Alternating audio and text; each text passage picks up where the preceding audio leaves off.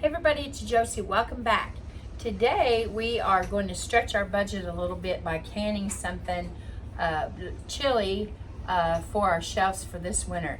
Now we've had a couple of cool days, and for some reason all of us was in the mood for chili, and so we made some.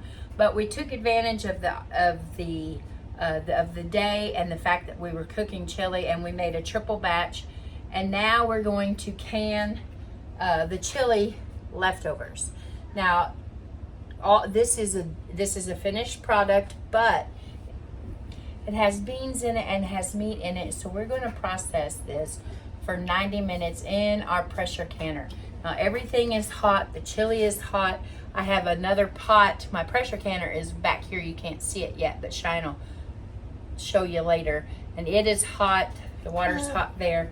These jars, all of these jars are hot and ready to go. The lids are ready to go. So there shouldn't be any kind of thermal issues because everything is hot. So all we're gonna do is take this chili and we are going to fill the jars into 1-inch headspace, debubble, that's important, make sure that you debubble, and then we're going to put wipe the lids clean, the rims of the jars clean, put the lids and the rings on, and get them in the canner to process. So we'll get this process going now, and have some good chili. Okay, this is Blade's recipe. He's the one that made this chili, and I will say that probably every person in the house has a different chili recipe. I make chili one way, Blade makes it another. Don't know that I've ever had Cheyenne's chili. Howie made the chili a different way. They were all good, all different. So the chili recipe itself today is not what we're discussing. This is a recipe that we like. Your chili recipe may be different, but just remember, it has beans, it has peppers, it has onions, it has meat in it. Those things are not things that can be water bath canned, or steam canned. They have to be pressure canned because they're low acid foods.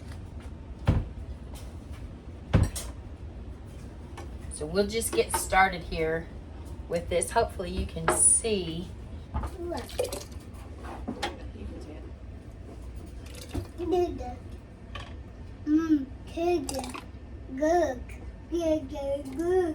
Chili good. You like Daddy's chili? Yeah. Okay, so what I'm going to do, because chili is greasy, is I have a clean rag here, and I'm going to wipe the rim of this. I'm going to make sure that it's really, really clean. Do not touch nothing. You want to take your debubbler. Now, I use a chopstick. I love using the chopsticks for this, for debubbling, and I'm just going to go around my jar and make sure that I don't have any kind of air pockets that's going to cause me any kind of problems.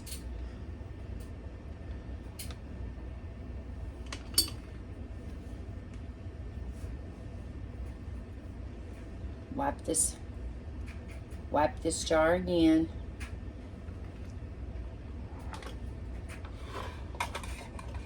And then I have my lids over here. I'm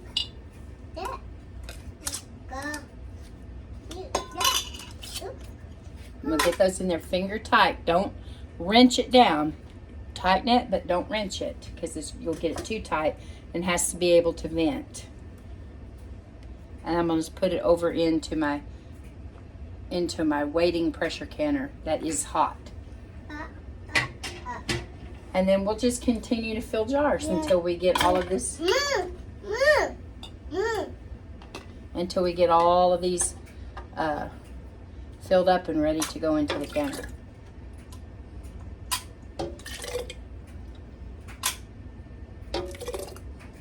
Now everybody likes a little bit different ingredients in their chili. Some like chunky tomatoes. Some like Put that down. other things.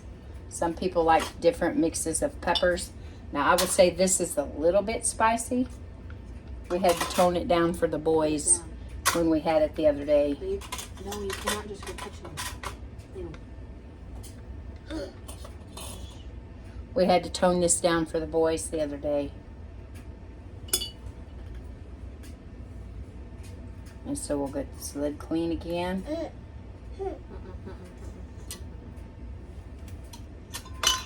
Don't touch the lids.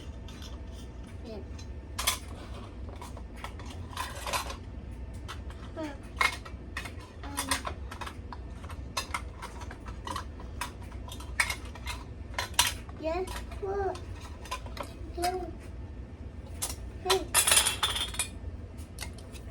Then,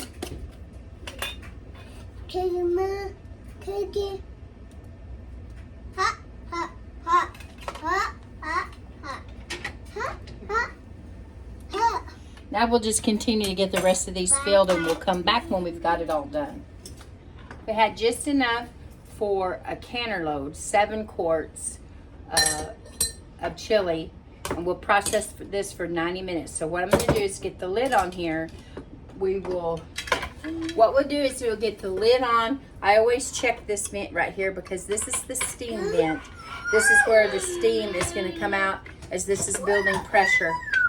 This is where the steam is going to come out as it builds up pressure. And so I always take it up and look through it to make sure that I can see. Sometimes I have to turn towards the light to be able to see through it, and it's good.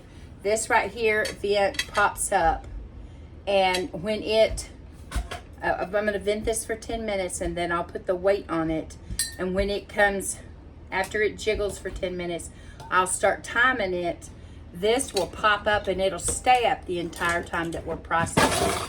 When the processing time is over, this will stay up.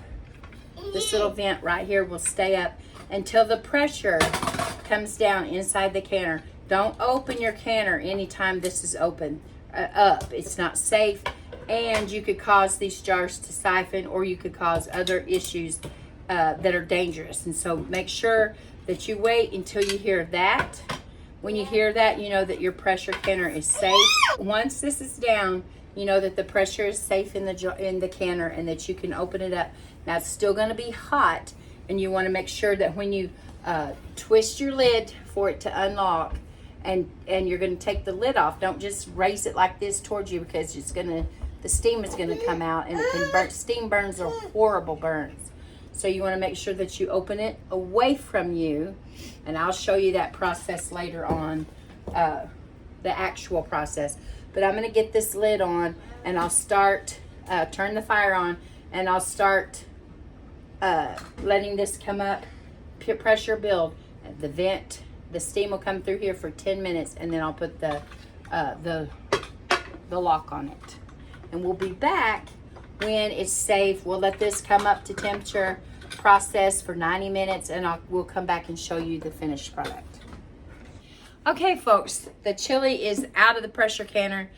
When it's 90 minutes, I waited for it to come down off of the pressure, and the little gauge in the back, not a gauge, but the valve, the petcock, it came back down, and then it was safe to open the canner. Remember, away from you so that you don't get burned with the steam. And we took out these 7 jars. Now I will tell you that one of the jars, and I believe it was this one here on the back, did siphon just a little bit, because there's a little bit of juice or chili in the pot. And so these jars will all have to be scrubbed really well with hot soapy water, which you want to do that with your jars anyways. And we'll get those all, not tonight. I can put my hand over them like this and feel the heat coming off of them.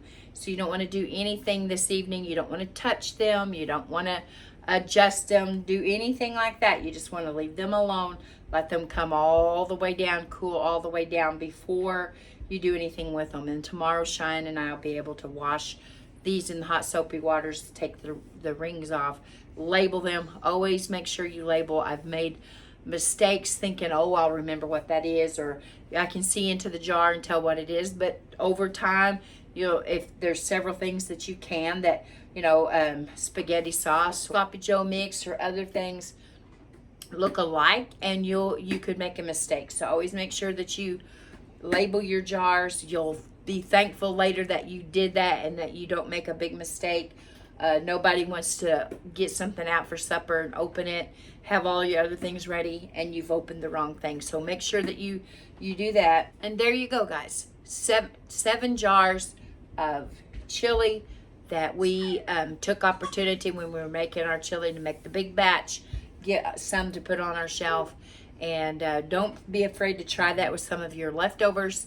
If you make a big pot of stew or soup, I won't make a big pot of stew and can it for myself because I don't like it.